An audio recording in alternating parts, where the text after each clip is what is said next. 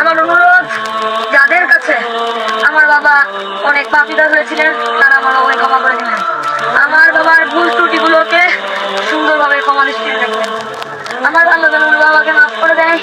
আমার বাবাকে দোয়া করবেন আমি যেন বড় হতে পারি এবং আমার পরিবারকে যেন আমি দেখতে পারি, এই সম্পর্কে দোয়া করবেন।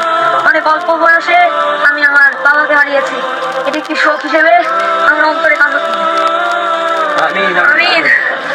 আমরা সবাই যাতে বলি আমার বাবা কখনো খারাপ ছিলেন না, তার কোনো খারাপ লক্ষণ ছিল না, কখনো কারোর সাথে বেয়াদবি করেনি, মুরব্বীদের সাথে এসেছে, লোকজনদের সাথে ভালোভাবে কথা হয়েছে। তাই 10 বছর ধরে আমি আমার বাবার বুকে শুয়ে ছিলাম।